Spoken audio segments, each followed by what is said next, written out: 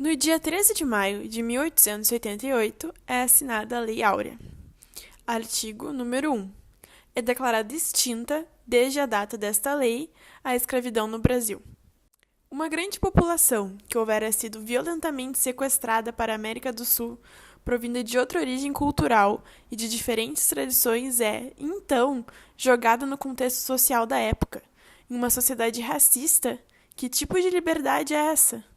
Como todo processo de escravidão pressupõe a animalização e humilhação do escravo e a destruição progressiva de sua humanidade, como o direito à autoestima, a possibilidade de ter família, interesses próprios e planejar a própria vida, libertá-lo sem ajuda equivale a uma condenação eterna. No plano individual, as pessoas afropindorâmicas foram e continuam sendo taxadas como inferiores, religiosamente tidas como sem almas, intelectualmente tidas como menos capazes, esteticamente tidas como feias, sexualmente tidas como objeto de prazer, socialmente tidas como sem costumes e culturalmente tidas como selvagens.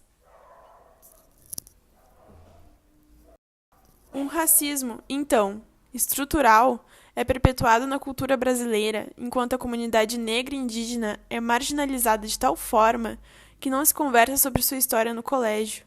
Não se discute seus costumes culturais, tradições, que não seja aquela que fala sobre a escravidão ou a conquista e descoberta dos portugueses. No dia 10 de março de 2008, é assinada a Lei 11.645.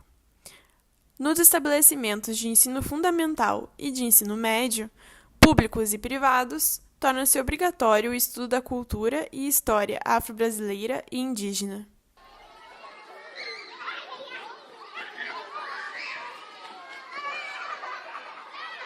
Se dá a questão das aplicabilidades da lei de raça, pegando a questão negra e a questão mais indígena, e como se dá isso lá na prática, no chão da escola, né? Então, a gente pode partir de duas questões, né?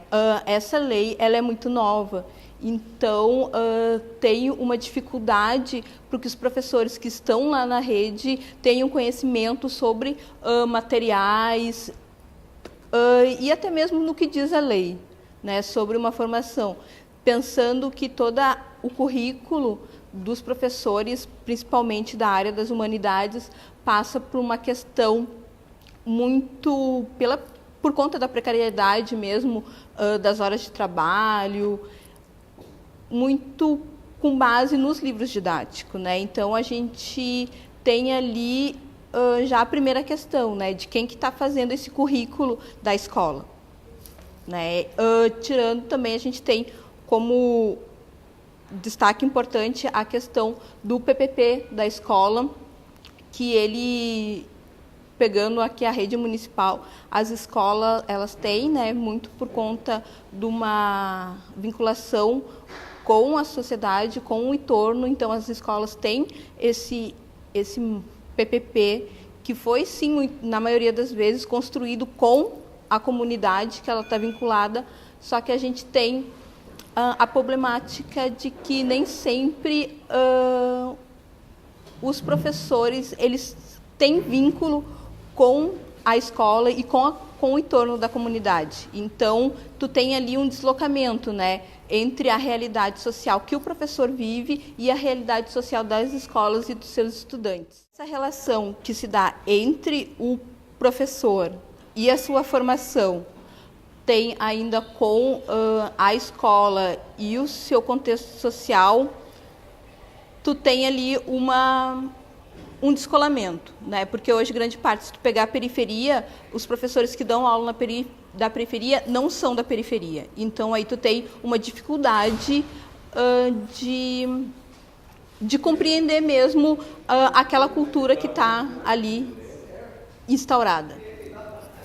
Pegando um pouco da prática de sala de aula, teve um evento que acho que se destaca muito pela sua peculiaridade, né?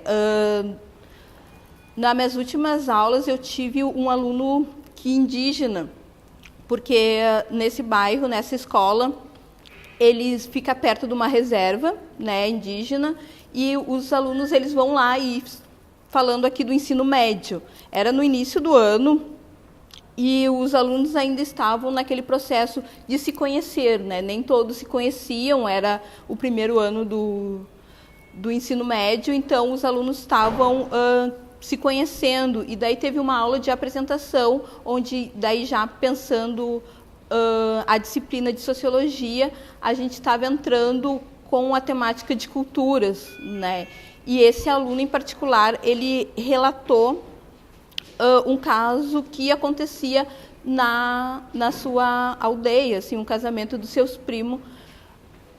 E a turma, eu me lembro que ficou muito chocada, né, com aquele evento, porque não imaginavam que ele era um indígena, né, como aquela visão bem estereotipada do que é ser índio hoje, né? Índio é aquele que fica afastado ou que no máximo vem no centro para vender uns cestos, né? Não é aquele indígena que está lá na escola sentado do meu lado e estudando, né? Então foi uma questão muito importante esse fato, porque força a turma e força os professores a lidar, né, com a aplicabilidade da lei na prática, né? Porque é isso, a lei lá quando diz que tu tem que valorizar essa cultura indígena e trazer essa cultura para dentro da sala de aula, quando tu tem um aluno indígena, tu é meio forçado a pensar essas outras culturas e essas outras formas de ser, né?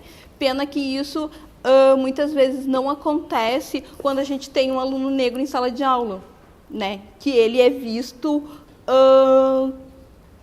a parte da sua cultura, né? Então isso é bem interessante, assim, da gente perceber essa relação que tem até mesmo, né, entre essas outras etnias, né? Então, tipo, a questão do negro e a questão do índio, como é visto. Eu acho que a forma como que é abordado esse tema, né, em particular esse período da nossa história, ele é descolado, né? Assim como todos os outros conteúdos, né?